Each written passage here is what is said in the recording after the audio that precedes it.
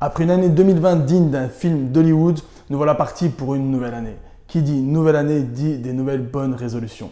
Aujourd'hui, on va voir ensemble comment réussir ces bonnes résolutions et de faire partie de cette minorité de personnes qui ne vont pas juste prendre des bonnes résolutions le 1er janvier et qui après vont voilà, c'est tout. Sans plus attendre, c'est parti.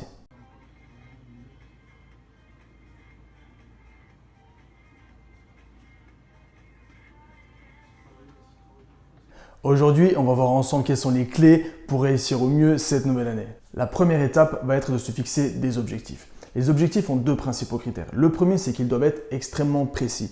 Plus vous aurez défini en amont ce que vous avez envie, moins vous aurez de chances d'être déçu à l'arrivée. Le deuxième critère, c'est que les objectifs doivent être quantifiables, c'est-à-dire évaluables. Vous devez à un moment donné vous évaluer et pouvoir dire objectivement si oui ou non vous avez atteint votre objectif. La plupart des personnes se fixent des lignes directives, des directions. Ils se disent qu'ils ont envie de gagner plus d'argent, d'être plus heureux. Malheureusement, ce n'est pas la bonne façon de faire. Parce qu'à aucun moment donné, être plus heureux ou plus riche, c'est assez précis. Et surtout, c'est quantifiable. C'est-à-dire à partir de quel moment vous estimerez que vous avez atteint votre objectif et que du coup, c'est le moment d'en fixer des nouveaux. Maintenant que vous êtes fixé un objectif précis et quantifiable, c'est le moment de passer au plan. Parmi les méthodes de plan les plus intéressantes, on retrouve la méthode des 90 jours.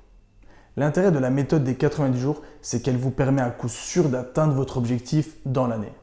En faisant le point tous les 90 jours, vous allez pouvoir savoir ce qui a marché, ce qui n'a pas marché, ce que vous devez continuer à faire, ce que vous devez arrêter de faire pour vous approcher de votre objectif. Donc après avoir défini votre objectif qui sera précis et quantifiable, vous pourrez définir une étape intermédiaire dans 90 jours et en fonction de ces premiers 90 jours, définir quelles sont les actions que vous allez mettre en place pour réaliser votre objectif.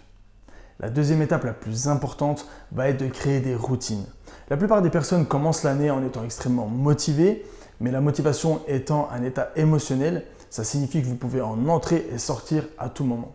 A l'inverse, une routine, vous avez seulement besoin de 22 jours pour la mettre en place et une fois qu'elle sera mise en place, vous n'aurez plus besoin de faire d'efforts pour la réaliser. Donc pour conclure, votre premier but est de réfléchir à un objectif bien précis et quantifiable. Ensuite, selon cet objectif, vous allez mettre en place un plan, donc plusieurs étapes que vous allez suivre petit à petit pour arriver au résultat final.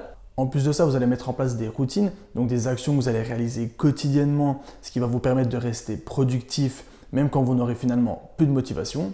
J'espère que cette vidéo vous a plu. N'hésitez pas à me suivre sur les réseaux Ozil Prépa Physique sur Instagram et sur www.ozilprépaphysique.com.